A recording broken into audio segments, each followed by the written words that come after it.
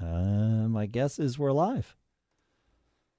Awesome. We're in the pre-show here. We are in the pre-show. Awesome. Okay, great. And I gotta stretch a little bit. You gotta stretch. Start, You gotta do your hero pose. Yeah. Right? La la la la la. me. Yeah, exactly. Okay, let's see. Then we got Yellow leather. Yellow leather. yellow leather. Why didn't it It didn't. Oh, did it?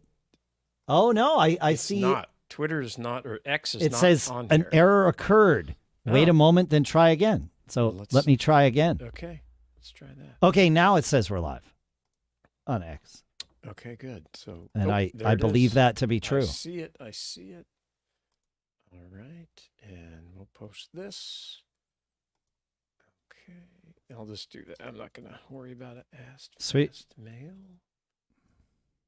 All right, boom, boom, boom. Perfect. Awesome. I might as well share this on Facebook too. Yeah, While that's a we're- great idea. Actually, I'll go on LinkedIn as well, since I'm starting to do some more stuff up there. All right, LinkedIn. Mute while I clear my throat here. Yeah, the throat clearing mute is the single largest act of kindness any podcaster can ever do. Yeah. Oh, let me see all these people that are in my feed. Okay, repost with your thoughts. Boom. Look at that. Boom. All right. View post. Okay. Man, I think I discovered a terrible great thing today. Wait. Yeah, we were going to talk. Hang on. I want to hear about the terrible great thing, but you had something on LinkedIn we were going to talk about. Remember? Oh yeah. Is that going Well, if that you're- could be our intro That's topic? Friday's intro topic. Okay, You're great. totally right. Yeah. LinkedIn has a problem. Okay, perfect. Yes. No, Okay, great. I have to learn songs occasionally for Yeah. bands or whatever. Okay. And the way that I do it is I print out like lyric sheets for the song. I don't print them out anymore.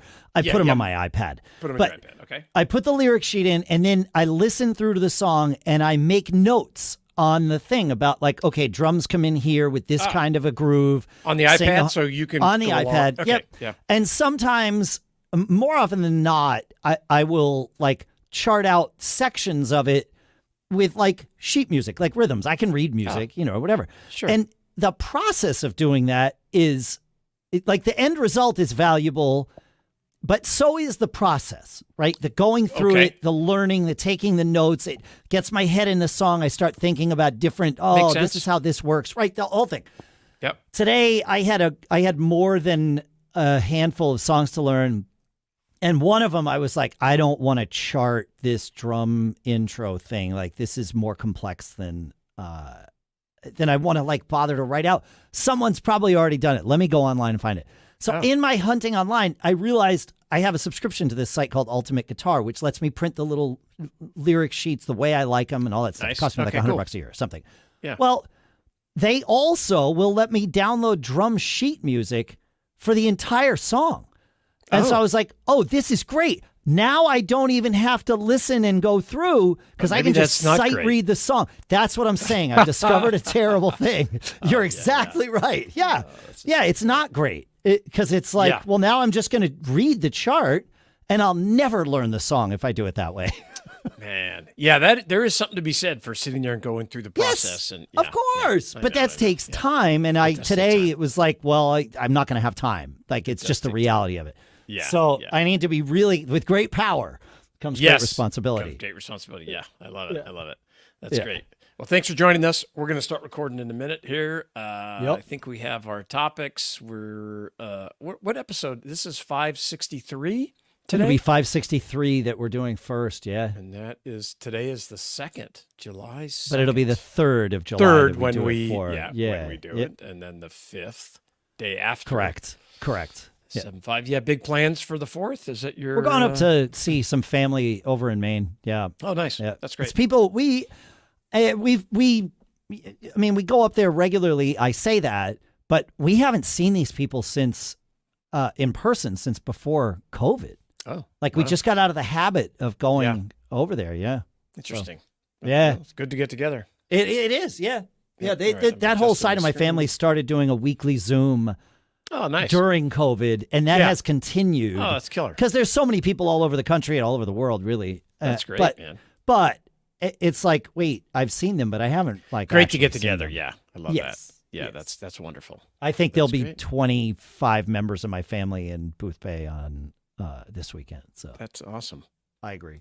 Big deal. You have a giant house or a couple houses or? My great grandfather did very well. He's the guy who invented the. Nope. Oh, different guy. That's different side. Other side of the family. Okay. This side of the family. He was in the railroad. He was in the banking industry.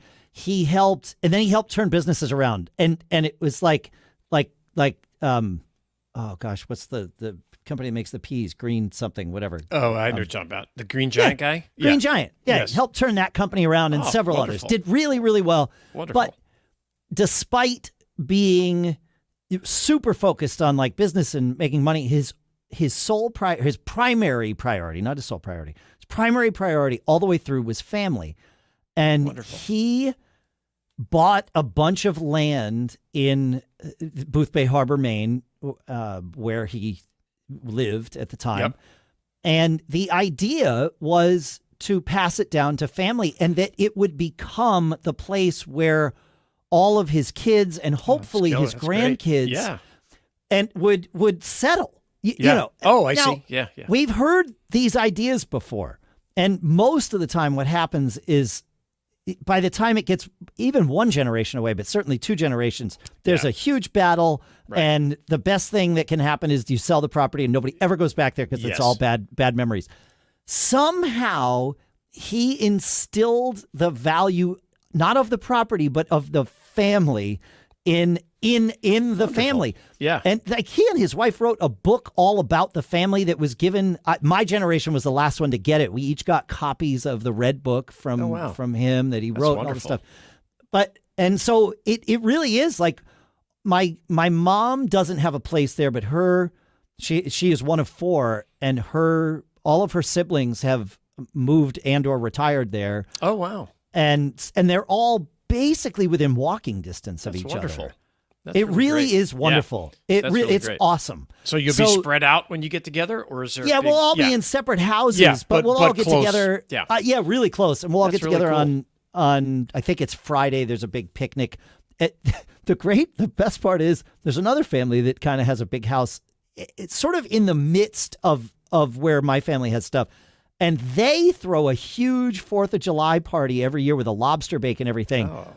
There are often more of us there than them, but they host the whole thing. All they ask is we pay them for the lobsters. I was like, are you kidding me? Yeah, this is really amazing. Cool. We get to show up, eat lobsters, and leave. Like we don't have to clean up. Like this is amazing. That's great.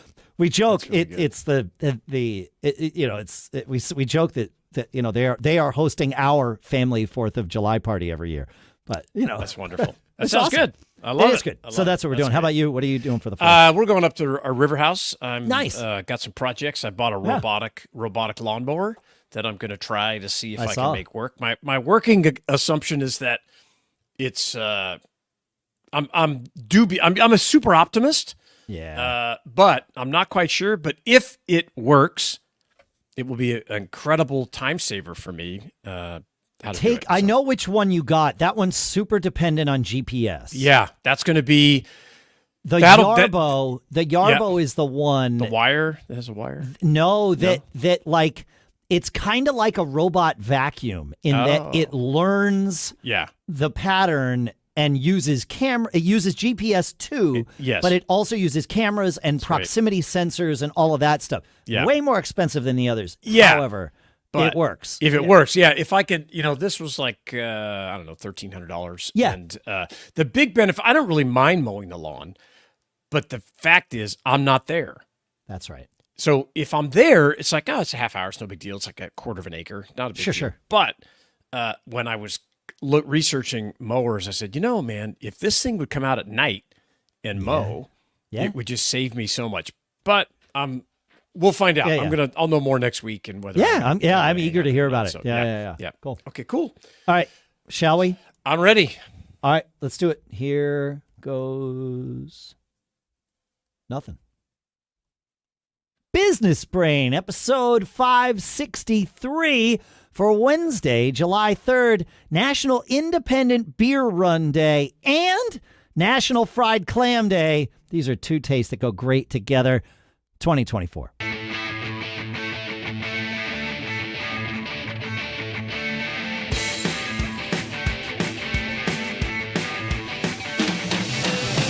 Greetings, folks, and welcome to Business Brain, the show where we take an idea or six, we crunch them, we dissect them, we use them to tune our business brains every single week. Actually, every single episode, sometimes often twice a week when we get together. Our sponsor for this week is fastmail.com/businessbrain. That's where you can go. Try it free for 30 days. And then because you used our link, you save 10% off your first year of my favorite email service, the one I actually use and pay for. I'll talk more about that in a little bit. For now, here in Durham, New Hampshire, I'm Dave Hamilton. And in blistering hot Northern California, I'm Shannon Jean. Yeah, you're having the hot weather we had a couple of weeks ago. I mean, not the same hot weather. But, a little different. The rest of the week supposed to be crazy, but we'll deal with it. Stay by the pool. Yeah, you'll be all right. Good. Yeah, I'm all for this National Beer Day. I don't know about the clams. I'm a fish. I like clams like for bait, but I'm not a clam eater. Oh, that's because you don't live in New England. Probably. I'm sure they'd be different. I would have grown up with them maybe, right? You would have grown up with them. Yeah, exactly. Yeah. Clams are absolutely It's just like I like oysters, but I like them when they're cooked. I don't like them. This is fried clam day. If you've never had fried clam, I probably could do it. Especially fried belly clams. I don't know what that is. That's the clams. So you either get clams. Clam? Well, I mean, kind of, but not really. Okay. It's you're either getting just the clam strip or you're getting the whole clam with the belly on it too. Some people don't like the belly because it's a little squishy or whatever. Yeah. But the belly clams, that's the whole clams. That's where with that's fried. Yeah, fried is. I like most fried things. I like. Right. So you got fried clams and beer. It's a good day. That's a good day. You'd probably be all right. You know what? Yeah. Have a beer, then get a second beer with your order of fried clams. You're gonna be all right. I'm sure I'll be okay. Hey, before we get into our topic, I thought we were there. Yeah, no, that's not a beer and clam show. Although I wouldn't mind having a beer. So I'm building this new website. They're having somebody build a new website for me. Time to upgrade and all this kind of stuff. And so, hey, we need a headshot. And oh man, I don't. It's like, okay, take one with my phone. They're like, that's not good enough. We want something that looks better. So I'm like, okay, I look around. It's like, well, if I go to the photographer and do the whole thing. I don't mind, it's maybe about $200 to have it, a bunch of shots done. I'm like, I don't mind that at all and everything. But I was like, there's got to be a better way. Got to be a way to save some time, right? Yeah. How has the headshot thing evolved in Correct. the last? How has technology helped us get good headshots? Yeah. Okay. I'm thinking, so I do some research, and the one I come up with is the headshotpro.com, I think is what it is. Let me check. And, it's headshotpro.com. And so I'm going to share. So it was kind of cool. I'll tell you the process. You do take some selfies or you can upload existing photos of yourself, and they take a few hours. So there's different versions. 29. I paid the $39 or maybe no, I paid $29. And I thought I'm going to try it. Because they have this, hey, if you haven't done it, they've done 13 million of them. It's crazy. You can pick here's what I want. Like, I don't want to be in a suit because I don't wear suits, right? That would be off-brand for you. Yeah, off-brand for me. So I'm a polo shirt guy, whatever, shorts, T-shirt. But I wanted something that looked a little cleaner. So I uploaded they want 14 selfies, do all around your face, and then they tell you whether they're good. It's a pretty good process. And you can do it on the web or you can do it on your phone, whatever it is. So I got back 50 pictures, right? What? Oh, they got for $39. You got 100 headshots. Yeah, I got 100 headshots. And some of them, I don't know who they were, right? They didn't look anything like me. But enough of them did. And I was like, wow, man, that's pretty good. So the cool part about it is you get to edit. You open it up and you say, okay, well, I like this face, but I would not wear that shirt, or I want a different background. And they just go, okay, change. So you can change your outfit. You can change the background. You can do all this kind of stuff. And it doesn't do it instantly. Like every change, you pick 10 of your favorite.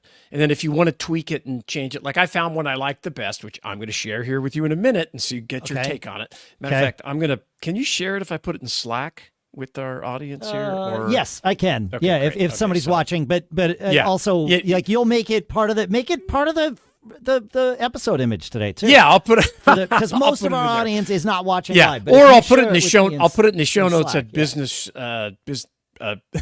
businessbrain.show. Thank you. That's right. what it is. But go ahead and put it So- in Slack while we're talking. Yeah, here. so I put it in Slack. It's up there now. It's in the random channel okay. that we have. All right. So I never know where to look. yeah. But I thought they did a pretty decent job with this one. So what I did was I saved like 10 of them and I shared them with my wife. And I was like, okay, so do you think this one looks like me? And she was like, no way. That's not you. Oh, yes, that's you.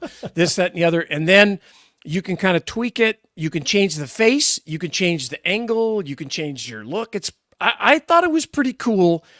And I'm going to use this headshot on my website. You see it in there? See it in Slack? I see it. I'm trying to like where you figure can out a save way it? to like I drag might- it. Oh, into here. Maybe I can Safari just hold it here. up to the. I can hold it Nah, up to the I camera. got it. You got it? I got it. Yeah. I'll just Because- do it. I'll do it the easy way. What I will Okay. say in looking at this, It so looks here, a little here like it is. AI.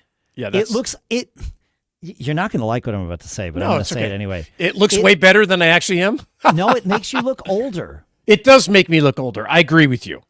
I do look a little older, but And I don't know why that is. Well, my hair isn't quite that gray. now all it's over. something That's what- about your teeth. I don't Oh. know why your That's teeth interesting. look different than your teeth, and Yeah. and it makes it look like you like I've finally had dental work punted done and had, have like, implants. Yeah. correct. Yeah, I Yes. thought my teeth looked a little bit too, but I thought it was an interesting experiment.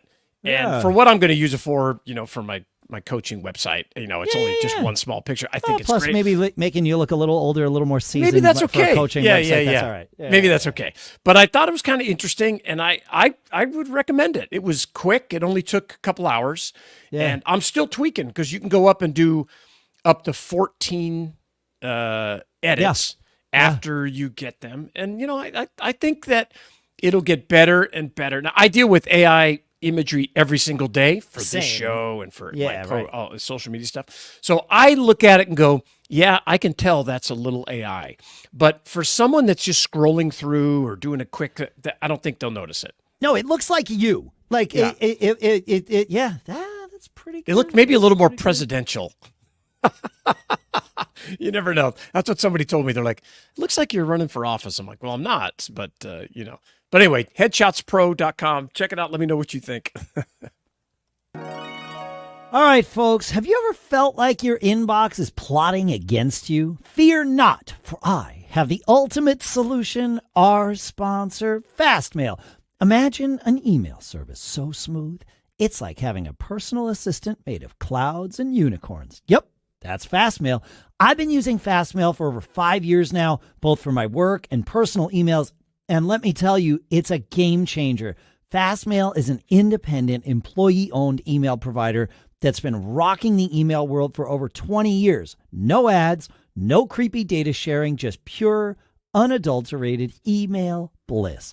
For as little as $5 a month, you get a private inbox that's cleaner than your grandma's kitchen. Got a partner? Great. Fastmail's Duo plan is perfect for you two lovebirds. Need to manage the whole family's emails? The family plan handles up to 6 people. And the business plan offers powerful admin controls for your empire. Fastmail lets you customize your workflow with colors, custom swipes, night mode, and more.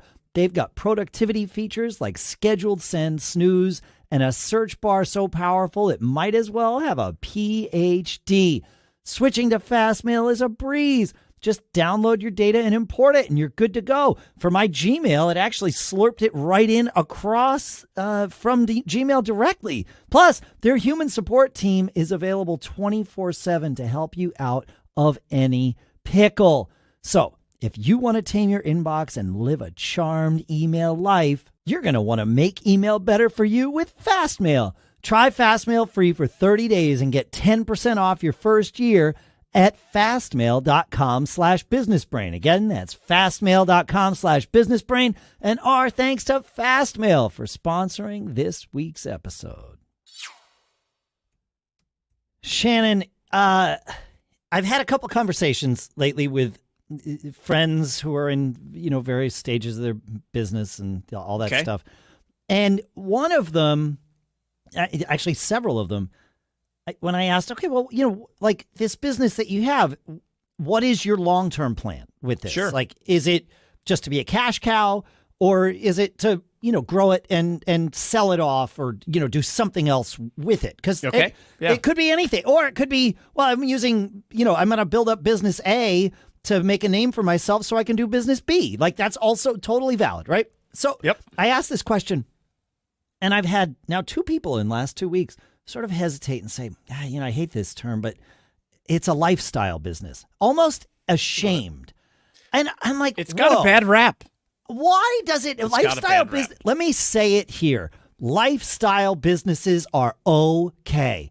They're awesome. Yeah. They're awesome. Now, it's interesting because what a lifestyle business is, or what makes a good lifestyle business for you, is not what a lot of people think. People say, oh, if you do what you love, then it doesn't feel like work. And I love that. That's true.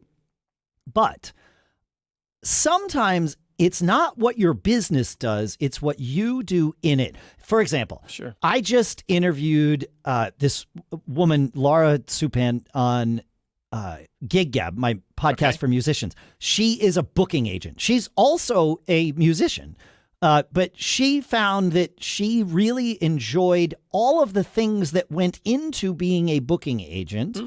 And one of the things that doesn't go into being a booking agent is putting butts in the seats. That's up to the artist to do. Right? The booking agent does the logistics and spends time in spreadsheets and calendars and becomes a logistics, like route mapping person, and remembers the right clubs in the right markets and all those things. But the one thing they don't do is put butts in seats. That's up to the artist. And in her career, that was something she always struggled with, was like putting butts in the seats. Right. But she liked the rest of it. And she found she could stay music industry related, or stay in the industry and do all of these things. Now, booking the gigs is what a booking agent, that's the service a booking agent provides for someone else. But what a booking agent does all day is more than that, right? It's the spreadsheets. It's figuring out what clubs are right for this, any given, she's got like 14 bands on her roster, which she says is too much. So FYI, if you're going to be a booking agent, bear that in mind. Yep. But, she's like, I love spreadsheets. I know that's weird. I'm like, it's not weird to me. I love them too. Does she, the booking agent, get a percentage of? Correct. Is it a flat? It's commission based. So is it a commission on how many butts get in the seats, or? It is, but she won't take a band. She has all. If you folks listening to this will probably love this episode. It comes out on Monday the 8th. It'll be at giggabpodcast.com. And she talks about all of this. That's so cool. There's a minimum level, that several be interested in. Yeah. Several minimums that you kind of need to have already hit on your own for it to make sense for you to give some of your money to her. Oh yeah. Yeah. That makes sense. Right. Yep. And also for it to be worth her while too, of course. But yeah, it's and so as she was explaining this, I'm like, okay, so you found a lifestyle business. She's like, oh, absolutely. I'm like, you could sell it. Like if she delegates all of her jobs out and has a healthy roster of bands, like that's something you could easily sell to somebody. If you just show profit, you're good to go. But that's not her current plan. Her current plan is to do it because she loves all the little things that she does. But it's a lifestyle business, right?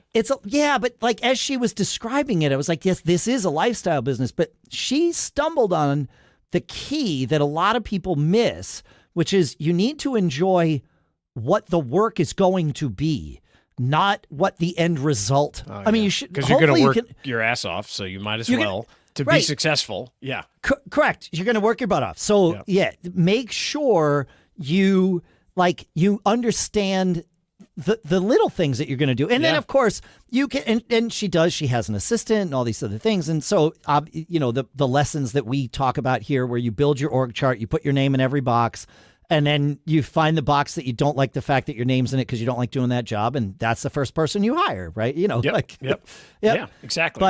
But enjoy the actual work, the day-to-day, the grind work that has to be done. That's the stuff that I think is most important to enjoy. Yeah, I always use this phrase, fall in love with problem solving, right? If you can fall in Oh, love with problem solving, man, you're unstoppable because there's nothing to complain about. That's business. No problems, no business. So you're solving problems for your customer, you're solving problems for your employees that need work and they're exchanging, their expertise and time to get paid, and you're solving, even your own problems. So if you think about that, and I love lifestyle businesses. I've ran them all our life. I would consider this podcast a lifestyle business. correct. Does it make Yeah. a huge amount of money? No. But do we make a little bit of money that gives us some kind of reward where you're like, oh, cool, I can go buy this or I can do some fun thing at the end of the quarter? Awesome. And, my twist on the lifestyle business is that I'm super restless and I get bored. And if I stick with one thing, I often destroy it because I get bored. And I'm laughing because I'm the same way. right. Yeah. So Yep. what I have done is I have lifestyle businesses, but I stack them. Yeah. So I get going with something that I like. And I mean, I got into the Mac and Apple because I wanted to be involved in that technology and have that Yeah. lifestyle. But once I was kind of out of my realm, it's like, okay, what's the next thing? Because I've figured that out. And then the next thing and the next thing. So you can have a whole stack or a stable or whatever analogy you want to use of these small lifestyle businesses. And like, to your point, another thing that drives me nuts is when they say, well, that business will never scale. Well, maybe it doesn't have to. And that's okay. If fine, it's dude. Who meant to cares? support one or two or Whatever. three lifestyles, whatever it is, Yeah. 5 I know lifestyles. I Okay. know some very wealthy people that own businesses that, quote, don't scale or that are not heading towards an exit. Right. One of the great exercises is to talk to somebody who sells businesses because they'll very quickly rip your business apart and tell you why it's worth nothing. And you have to really kind of guard against that. And the first couple times I did it, where you build up this thing that you're really proud of and it's provided for you and your family. But from an outside perspective, you may get somebody to come in and say, well, Nobody wants it but you. yeah, You're the one. You created yourself a job. And it's like, well, yeah. You don't think anybody else would want this job or to hire somebody to do this job? It's still generating all kinds of money.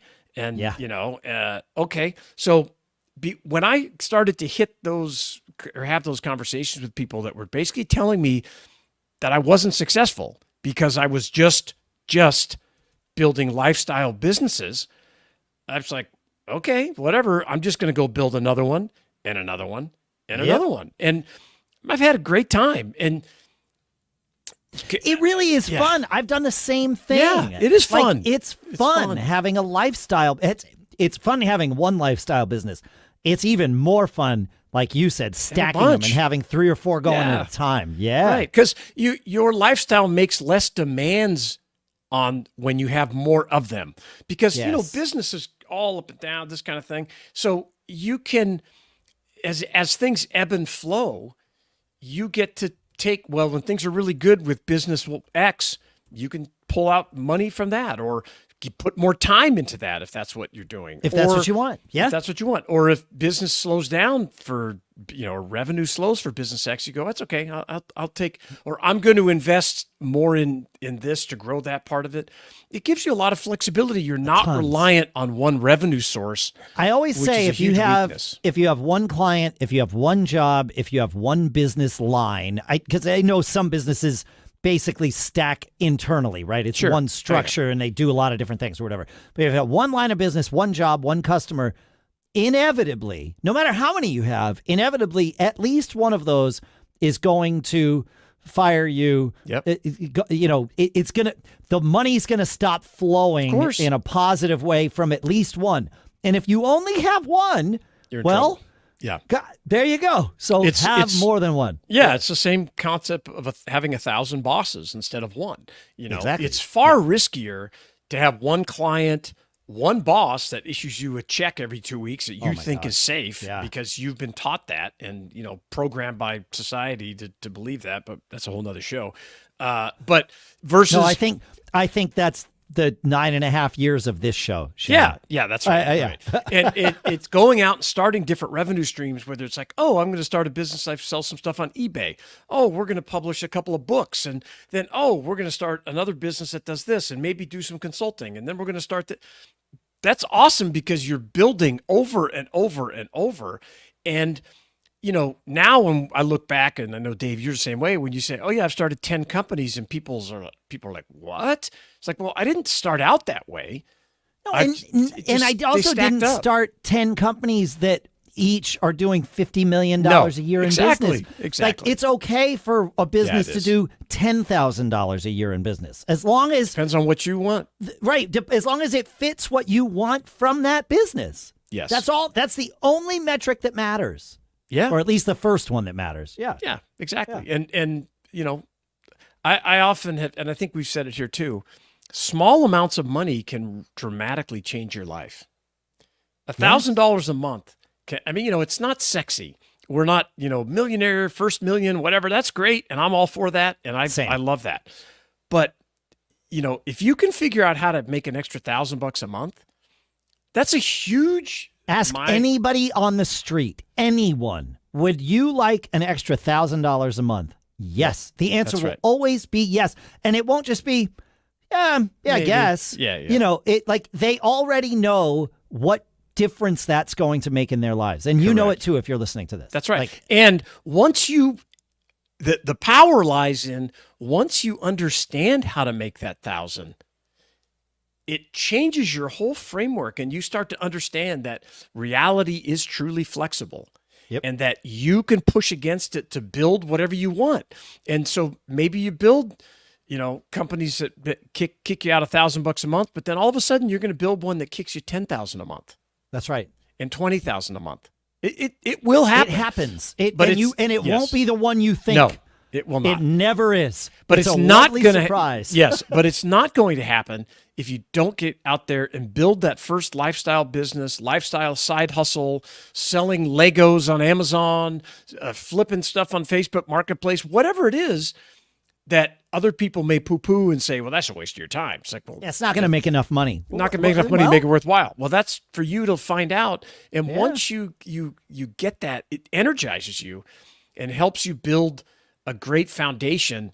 And something I want to talk about on our next episode is it starts to build confidence, and that's crucial for your long-term success. And I want to dig in more of that on our next episode on Friday.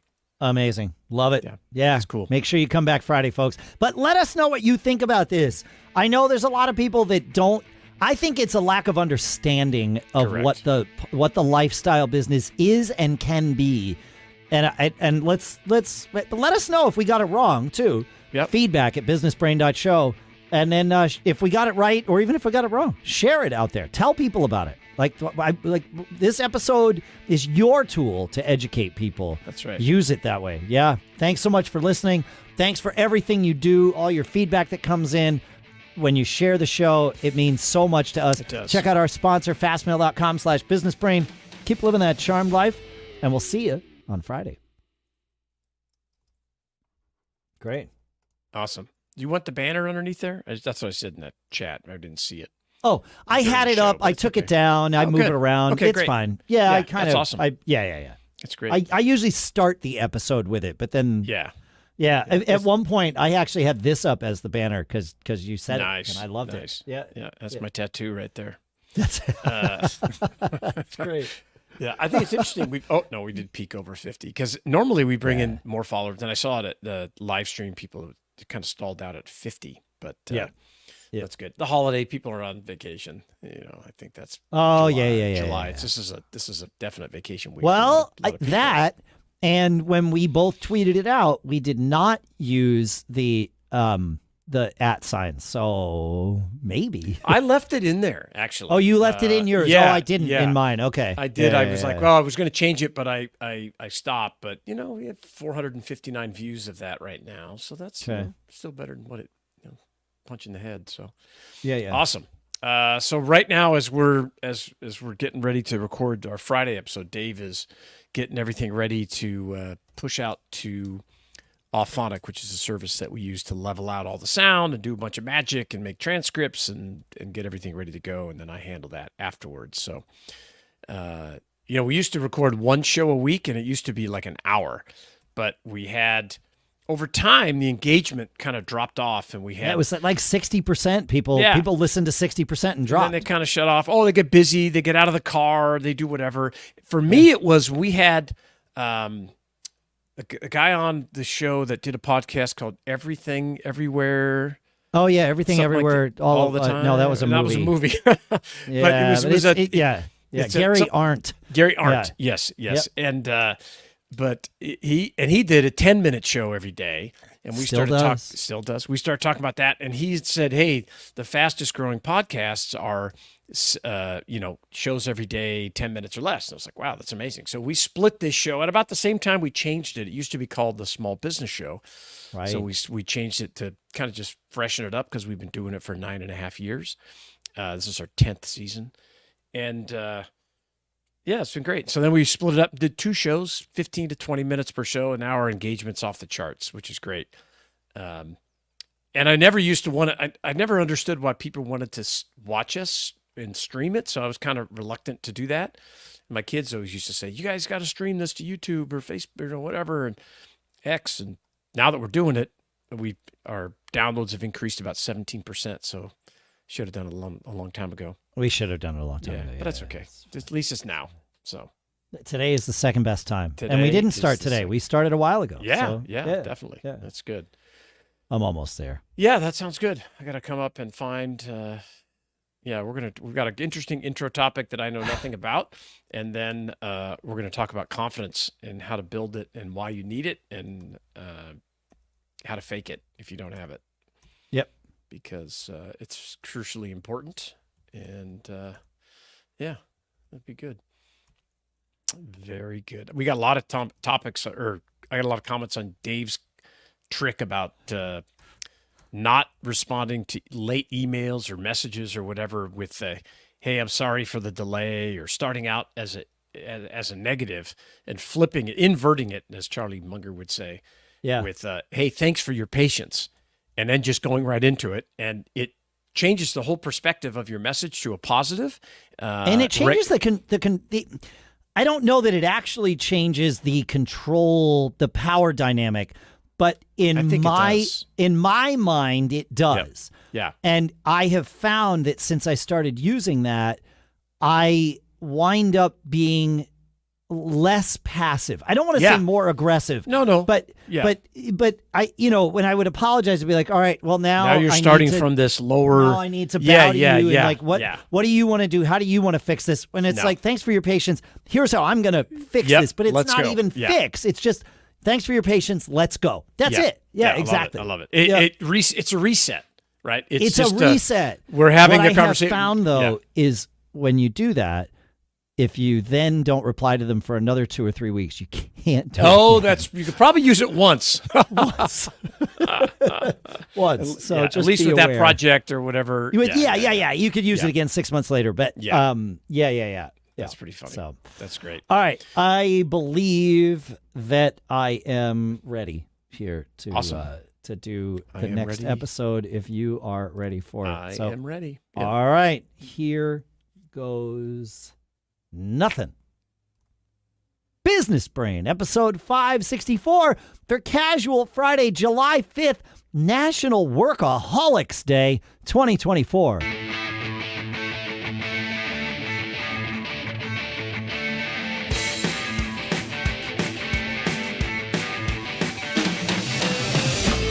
Greetings, folks, and welcome to Business Brain, the show where we take an idea or three, we crunch them, we dissect them, we analyze them, we use them to tune our business brains. Yours, mine, his, hers, everybody's business brain together every single episode. Our sponsor this week is fastmail.com/businessbrain. That's where you can go to get 30 days for free and then 10% off because you used our link of your first year. So we'll talk more about that in a little bit. It's the email service I use for now. Here in Durham, New Hampshire, I am Dave Hamilton. And out here in Lafayette, California, I'm Shannon Jean. Happy Friday, man. Hope you had a good 4th when this plays out. By the time this comes out, I hope you did too. Yeah, I hope you all did. Yeah, exactly. Absolutely. I'm looking forward to it. National Workaholic Day. Now, that's an interesting. We should do a show where we dissect the difference between, a workaholic and us, or an entrepreneur. You know what I mean? Because I'm not sure there's a difference, Shannon. No, but workaholic kind of has that negative, yes, negative connotation. But I think if you do it right, you can be a workaholic in a positive way. If on Wednesday we did this lifestyle business episode, that has a lot to do with it. That you're creating things that make your life better. You're trying to live this charmed life, which Dave reminds us of all the time. And so, I don't know that we might have to reframe that. All right. I'm word. into that. Yeah, me too. You know what else needs to be reframed, Shannon? Tell me, Dave. LinkedIn. So I have this other business that we've talked about, but nobody knows what it is, and that's great because I can talk freely about it. And a lot of the business has an Android app. Okay. It runs through an Android app. We do not yet have an iOS app. And there's various reasons for that, but none of them are such that we shouldn't have an iOS app. It's just that we don't have an iOS app, right? And so got you. Sort of the next thing that we're going to do with this business is to, whether it sells or not, is build an iOS app. And okay, awesome. If you heard the episodes last week, I was a little frustrated with the way the lawyers are going to kill this deal, and it's fine. It's just how it's going to be. And so I was like, all right, well, this is stupid. I'm tired of sitting on my hands. Yeah. I want to find somebody that can help us. Yeah, because you still want to build the iOS app no matter what happens. No matter what. Correct. Yeah. And it's built in Flutter and a whole thing, and the Android app is built in Flutter, which is a cross-platform development environment. And so should, in theory, be easy to take this and move it to iOS. But we want someone that's familiar with that side of things to sort of handle it for us, because we know I've worked with technology long enough. It's never just press the button and go. It's not how it's not going to work. Right. Yes. And so I posted on my various socials, who do I know, like who of my friends, and there certainly are plenty, build iOS apps and understand Flutter. Now I've narrowed it down a little bit. And so I posted this on X. I posted it on Facebook. I'm pretty sure I found the person. They are a longtime friend. Awesome. I found him through Facebook, and I posted it on LinkedIn. Uh-oh. Shannon, this is exactly now, I want to separate what I'm talking about here from LinkedIn Jobs. I've used LinkedIn Jobs to find people, and that's awesome. Okay. This is LinkedIn, the social media platform, right? So I did not post this as a job because it wasn't a job posting. Yeah, just hey, you're looking for somebody to... Who of my friends does this? I might even just want to pay you for an hour of your time to tell us... To educate us. Exactly. So... I'm looking for a friend that knows these things. I bet you had a lot of new friends. Dude, I deleted the post after 90 minutes, and it was 89 minutes too late.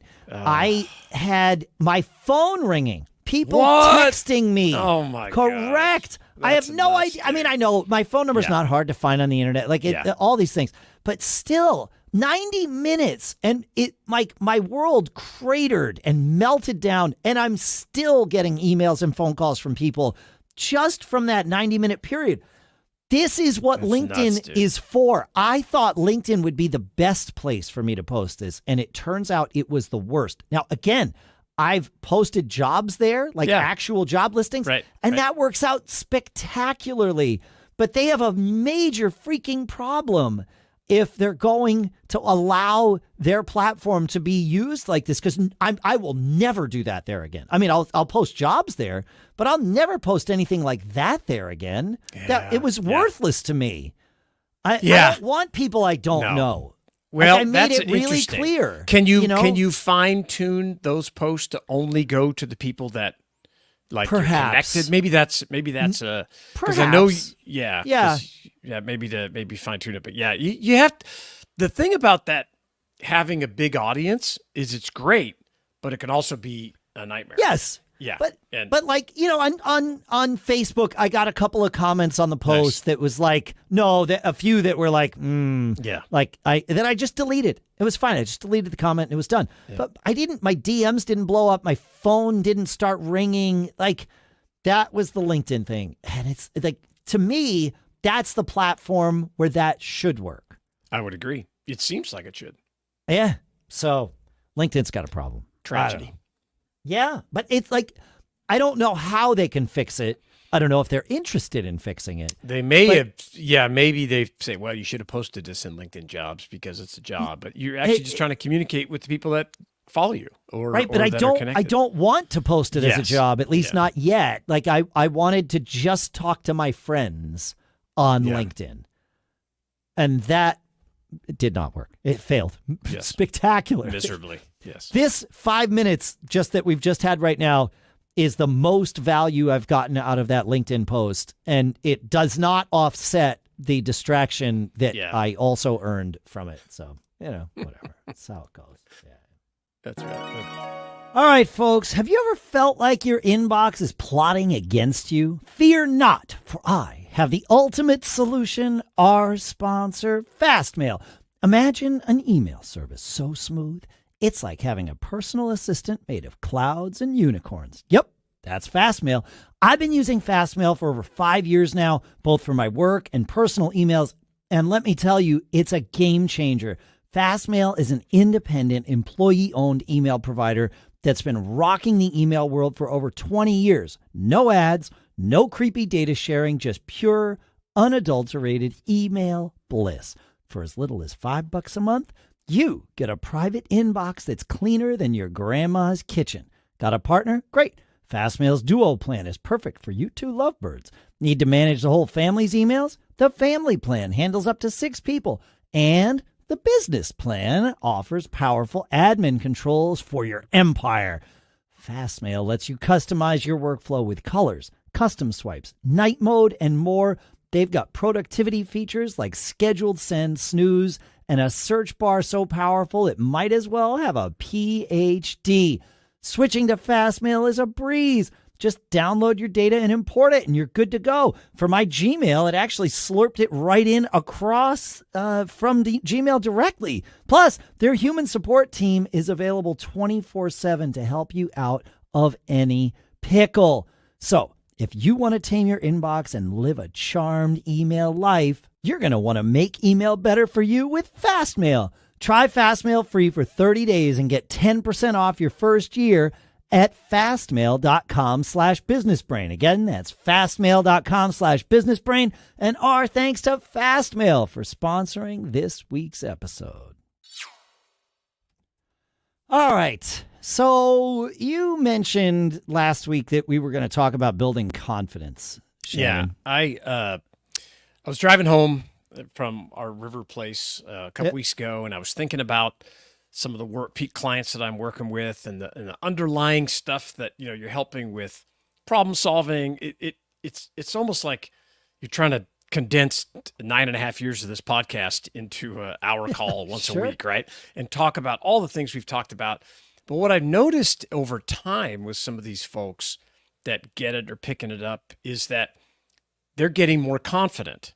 I can just feel it. I sense it. They're confident talking about things, whether you're focused on solving a problem with your employees or whether they're talking about where is the growth, the biz dev at. They just, even the words that they use. And I, in my head, I'm always looking for these little t-shirt quotes. I love to talk about, mistakes or tuition and all this kind of stuff. And I was like, I sell confidence. That's what I'm doing right now. And it got me thinking back to when I was younger, and like I used to own a landscape construction company, and I had to go to nurseries and do all this kind of stuff. But I was young. I looked like I was probably like 14 years old, and I was kind of walking around. I didn't really know what was going on. But one thing I noticed was that everybody dressed alike. Everybody wore work boots and maybe a Carhartt jacket, and everybody had like this clipboard in their hand with all their stuff, their work, right? Yeah. So, and because what I wanted is I wanted to get the contractor prices, but I wasn't the contractor. I mean, I was not. So I wanted the deal, but I was young and I didn't know what I was doing. So I couldn't even think about getting my contractor's license. We did this stuff in the summer when I was in college. Yeah. So I went out and I got a pair of boots. I got a jacket very similar, and I bought this aluminum binder. I'll never forget. I still have it. One of these binders that opens up and you can put papers inside and all this kind of thing, and it's aluminum. And I walked in, and everybody treated me different, and I felt more confident, and I felt like I was part of the tribe or the group or whatever, and that being confident allowed me to get that discounted pricing. They didn't even ask me. I just talked to them and said, oh, you know what? I'm looking for these trees. I need this. I need that. And what I want to have a discussion about is how you build that confidence and how you get to be, you can't be arrogant. That's not what I'm talking about. But you want to be confident in when you're talking to other people about your business, when you're talking to your employees, and maybe sometimes inside you don't know, probably maybe often. But how do you carry yourself where you have that confidence that people want to be around, want to follow? Yeah, it's interesting as you were sort of setting this up here, you mentioned that people started using different language. Yep. And I think that's both a cause and an effect. Learning the right language to use helps remove, I think... We're building confidence. It's two sides of the same coin, of course, two ways to say the same thing.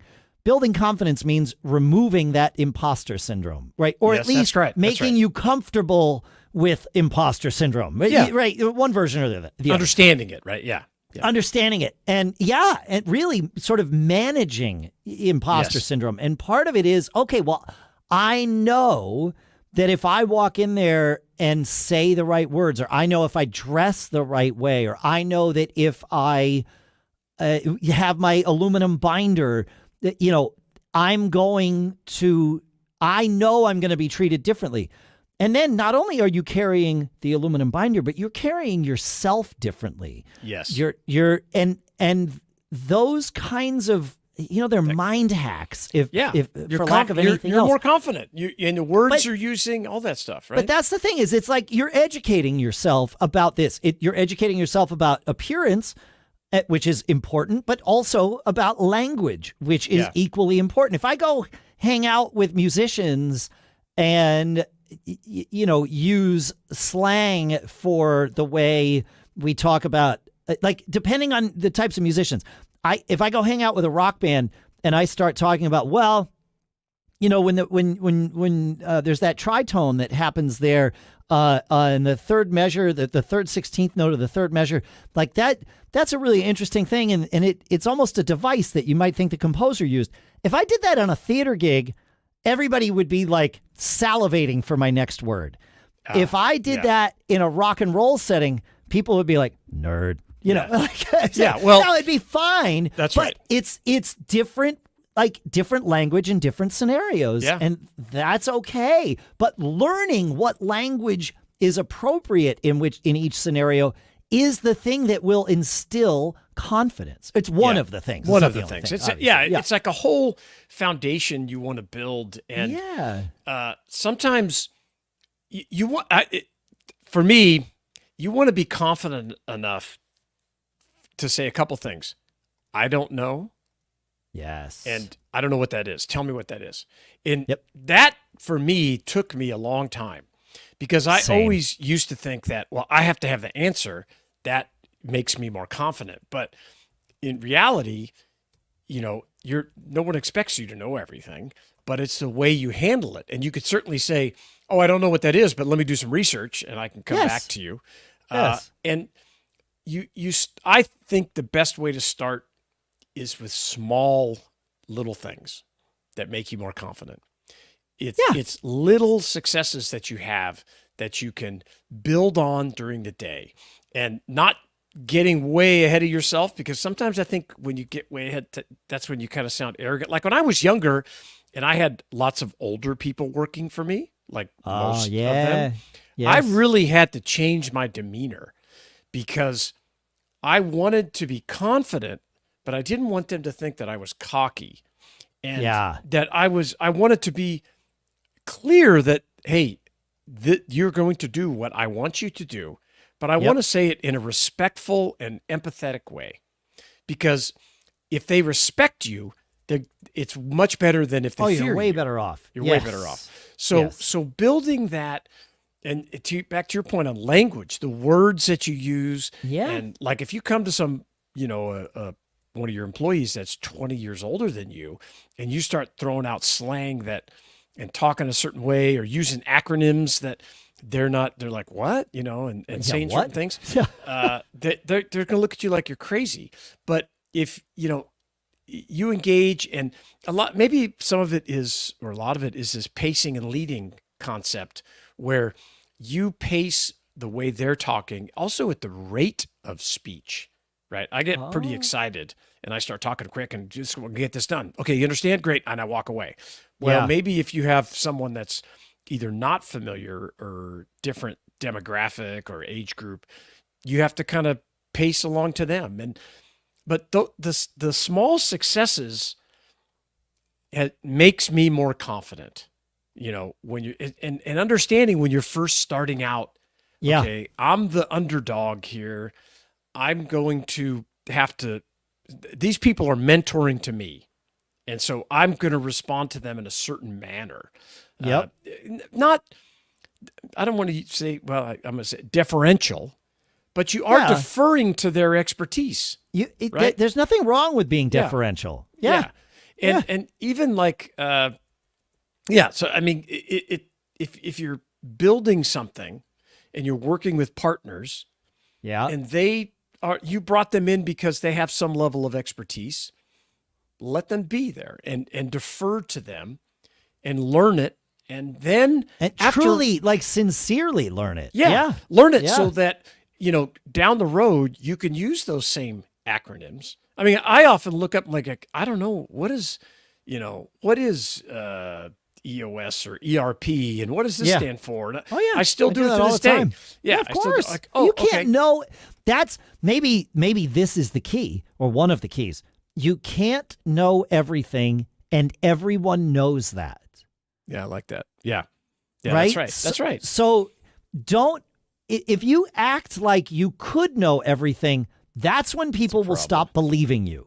Yes. If you, oh yeah, I know that. Really? How is that? Like, Yeah. you're either a freak of nature. Well, you get in that know-it-all. sense. This guy's a know-it-all Yeah, or but whatever. like that Yeah. guy's a know-it-all. Like, that doesn't make any sense. Yeah. Yeah. it doesn't- And yeah. I think also part of being confident is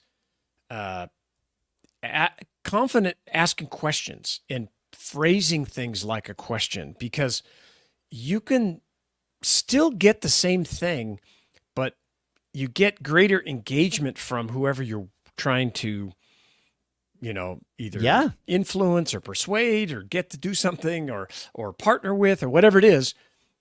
Asking those questions in a manner, even if you know down the road what you want out of it, but phrasing it as a question, it gives you some wiggle room. It totally does. If you do it right. And, But you're communicating that you have you have ignorance on this. Yeah, you of course. have a knowledge gap, and but as soon as you do Knowledge that, gap. it frees you. and It allows frees them you. to come in and comment in a way where they feel valuable. Yes. And I think that building up that confidence or that part of that is building your confidence. So you could walk into any room, any trade show, any conference, and, pick a topic and I can talk about it. Even, and, related to something obviously you have some experience with, but Sure. confidence, like we talked about it a few shows back when you were up there doing a talk and you realized that somebody in the audience knew more about it than you did, but you handled it in such a way that you were confident. Say, okay, great. Let's engage. Let's do this. Not being threatened. Right. Very important part. And just carrying yourself with a certain gravitas, or, hey, I've achieved these things. And those achievements that you're stacking up to build confidence, they can be tiny.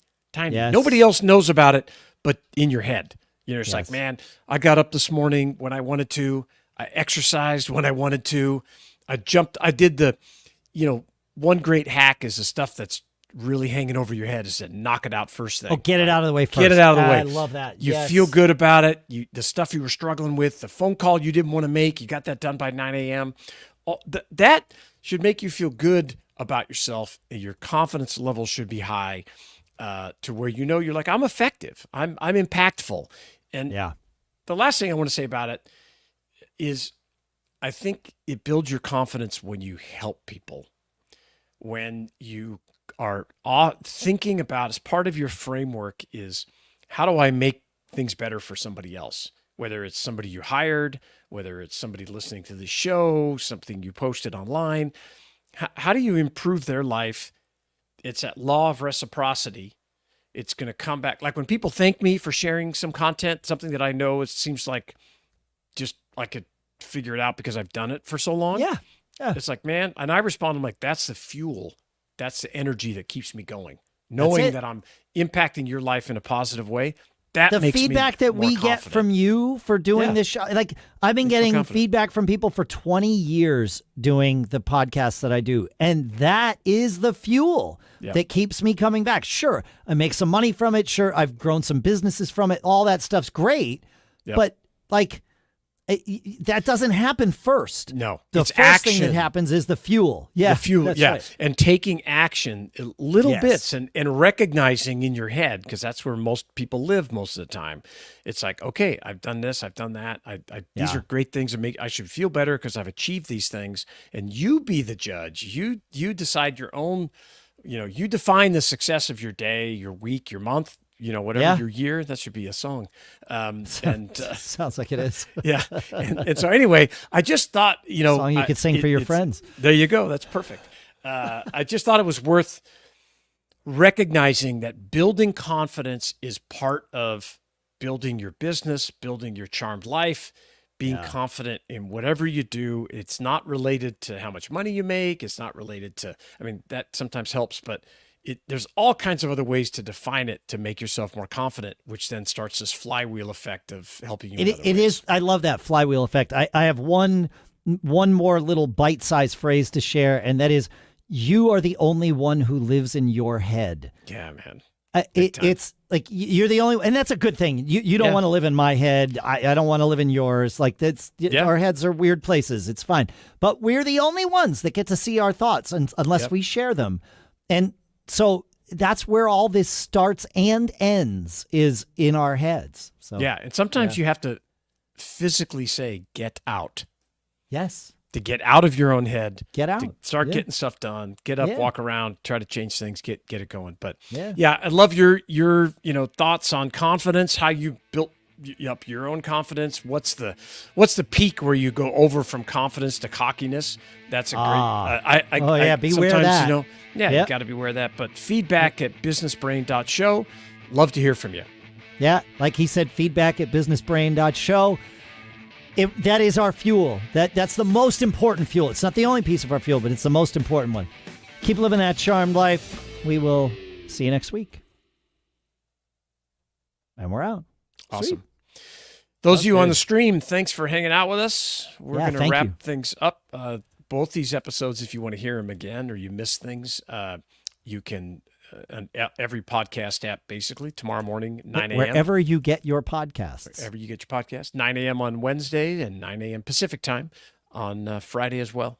So thanks a lot. Have a great weekend and keep living that charmed life.